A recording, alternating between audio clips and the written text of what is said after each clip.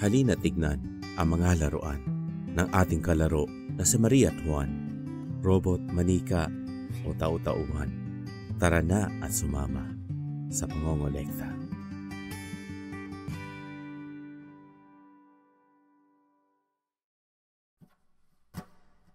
My name is Raymond John P. Orendes, owner of Studio.ph, and I'm collecting Transformers. Nag-transition kasi ako from Sentai Mecha to Transformers kasi I'm a big fan of robots. So, may fascination ako sa robots. Pinalabas ang Transformers from 1984 and I was born from 1986.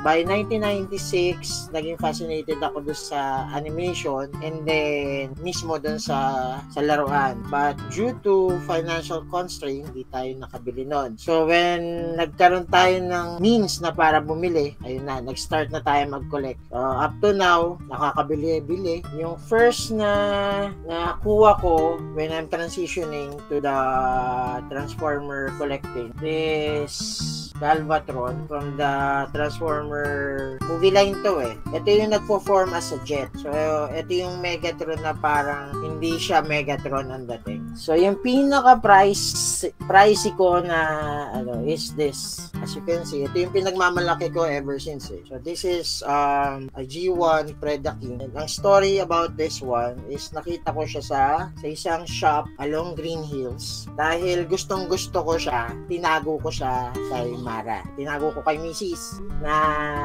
kunyari is nanalo ako sa raffle. Umiilaw pa yung mata niya. Siyempre, dahil photographer tayo, this is one of my favorite din. A transformer that is like a camera.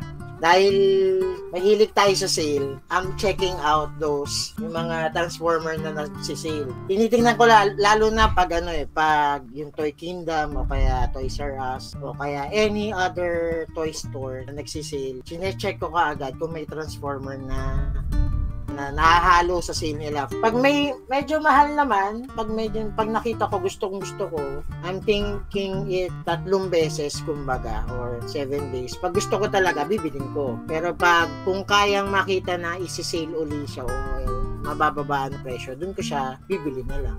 Hanggang nakikita kong maganda naman yung quality. It doesn't matter kung Takara siya or the third party. Kasi as of now, let's face it, yung mga third party is much better compared dun sa original o yung sa Takara eh. So, ngayon, as of now, mas pipiliin ko ngayon ng third party. For example, Ultra Magnus. Ito, meron siyang legit na line ng Takara Tomy ng Hasbro sa Transformers. You can see yan.